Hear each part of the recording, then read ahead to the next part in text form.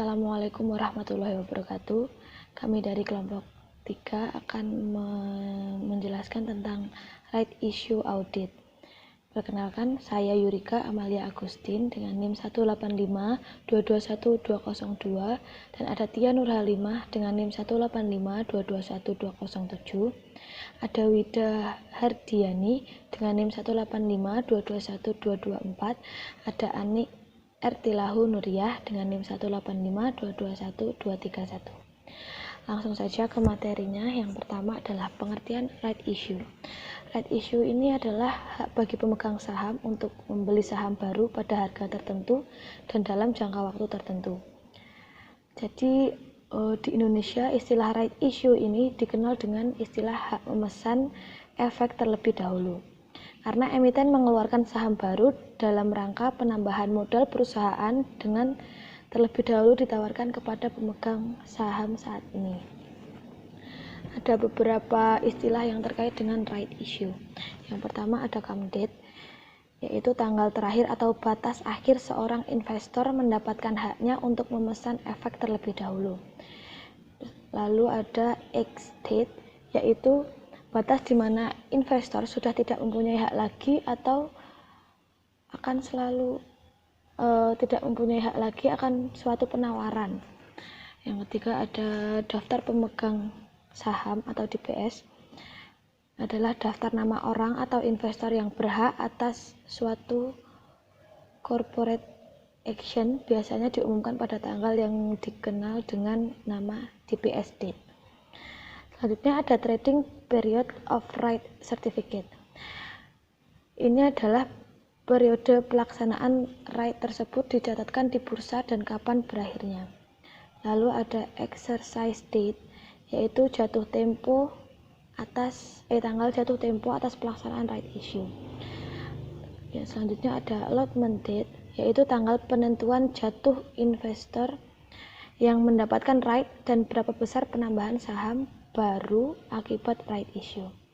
Lalu ada listing date, yaitu tanggal right itu pertama kalinya diperdagangkan di bursa atau tanggal di mana penambahan saham akibat right tersebut diperdagangkan di bursa efek.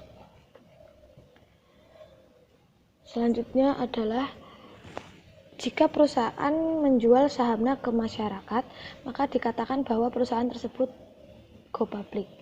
Jadi go public itu ada persyaratannya, yaitu yang pertama perusahaan harus transparan. Ini artinya harus ada keterbukaan mengenai keadaan keuangan perusahaan dan kegiatan operasinya. Yang kedua, sistem akuntansi dan pengendalian intern perusahaan harus cukup baik.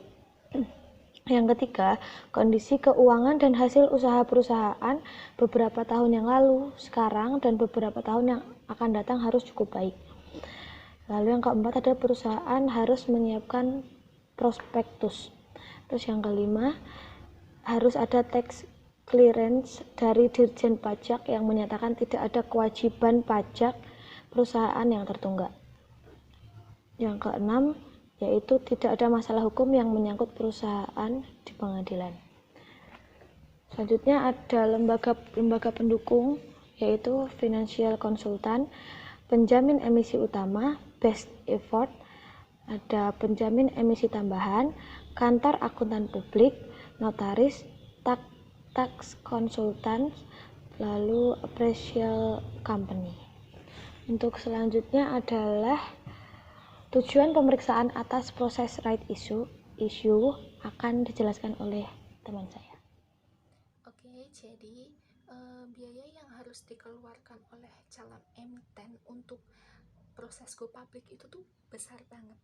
Itu tuh kenapa kok bisa besar seperti itu? Karena ada lembaga-lembaga pendukungnya lembaga pendukungnya itu satu, financial consultant. Financial consultant itu bertindak sebagai koordinasi dan persiapan untuk go publicnya. Terus yang kedua itu ada lead atau main underwriter atau sering disebut sebagai penjamin emisi utama. penjamin emisi utama itu membantu emiten dalam menjualkan saham ke masyarakat. Lalu yang ketiga ada base effort. Base effort itu tuh berjanji kepada emiten untuk menjualkan semua sahamnya itu, berjanji. Lalu ada juga yang keempat, yaitu adalah sub underwriter atau penjamin emisi tambahan. Penjamin emisi tambahan di sini itu tugasnya itu untuk membantu main underwriter tadi, membantu. Lalu yang kelima ada KAP atau kantor akuntan publik. Nah, kita tahu di sini kalau KAP itu tugasnya itu tuh untuk mengaudit laporan-laporan keuangan. Lalu yang keenam ada legal konsultan. Legal konsultan itu bertugas menangani masalah-masalah hukum. Lalu yang ketujuh ada notaris. Nah, notaris ini bertugas untuk menangani akte-akte atau surat-surat. Lalu yang kedelapan ada tax konsultan. Nah, tax konsultan ini tugasnya itu untuk mengurusi pajak-pajak. Dan yang terakhir, yang kesembilan, yaitu adalah appraisal company. Appraisal company itu bertugas untuk menilai kembali terhadap aset-aset perusahaan. Begitu. Lalu kita lanjut ke tujuan pemeriksaan atas proses reg issue. Nah, reg issue ini yaitu jenis audit yang dilakukan KAP atas proses reg issue, termasuk jenis special audit atau compliance audit. Nah, tujuan pemeriksaannya adalah memberikan kewajaran proses reg issue dalam arti apakah dilakukan sesuai keputusan Ketua Bapepam LK nomor KEP-26 per PM per 2003 pada tanggal 17 Juli 2013. Nah, teman-teman, ini itu disahkan di Jakarta ya. Nah, di sini saya udah mendownload itu peraturan nomor sekian, itu keputusan dari Ketua Badan Pengawas Pasar Modal itu nanti tentang hak memesan efek terlebih dahulu. Nah, setelah itu nanti memutuskan keputusan Ketua Badan Pengawas Pasar Modal tentang hak memesan efek terlebih dahulu. Nah, di sini nanti ada pasal 1, 2, dan 3. Dan setelah itu nanti akan ada 28 poin dalam peraturan nomor 9 poin D poin 1, yaitu hak memesan efek terlebih dahulu. Itu nanti ada 20 poin, dan di sini nanti akan saya share dan teman-teman juga dapat membaca tentang peraturan ini. Jadi semoga Peraturan Bapepam yang menyangkut proses reg issue. Ketua Badan Pengawas Pasar Modal telah mengeluarkan beberapa surat keputusan yang berkaitan dengan hak memesan efek terlebih dahulu, antara lain Keputusan Ketua Badan Pengawas Pasar Modal nomor KEP 57 PM 1996 tentang hak memesan efek terlebih dahulu, dan lampirannya berupa peraturan 9D1 hak memesan efek terlebih dahulu. Keputusan Ketua Badan Pengawas Pasar Modal nomor KEP 58 PM 1996 tentang pedoman mengenai bentuk dan isi pernyataan pendaftaran dalam rangka penerbitan hak memesan efek terlebih dahulu, dan lampirannya berupa peraturan nomor 9D2 tentang pedoman mengenai bentuk dan isi pernyataan pendaftaran dalam rangka penerbitan hak memesan efek terlebih dahulu.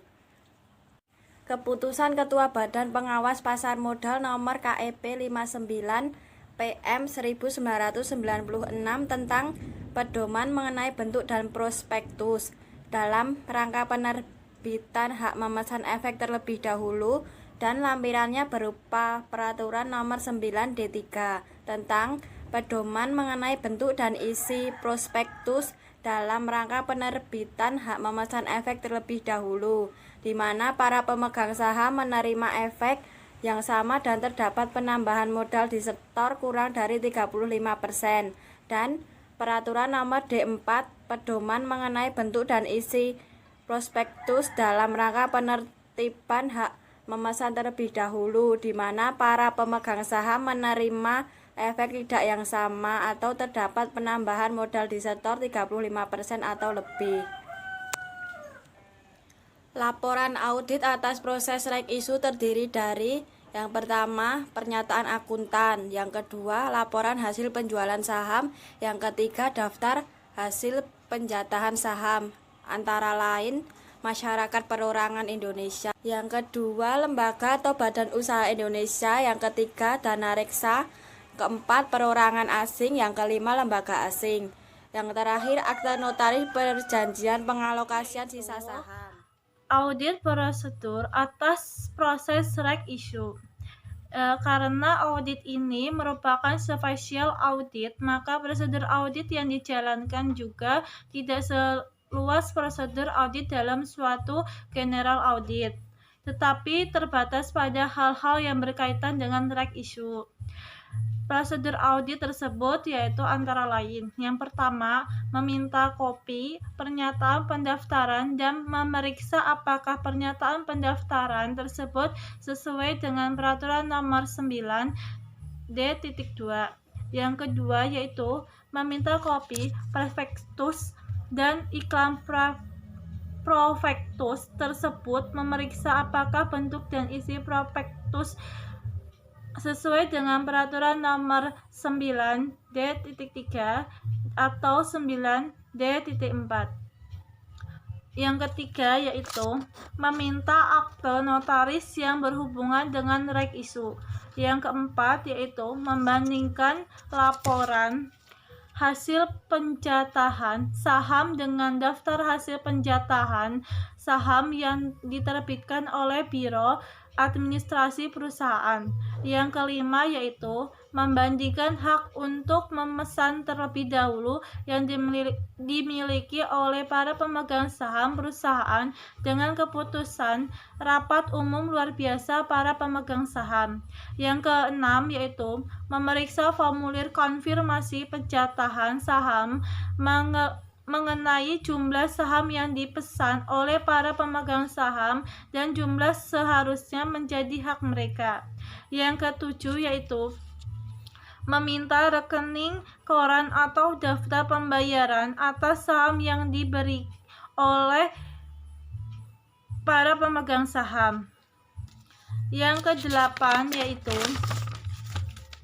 mengirim surat konfirmasi kepada pemegang saham utama perusahaan bahwa sisa saham yang tidak diambil oleh pemegang hak atau pemegang saham lama akan dibeli oleh pemegang saham utama.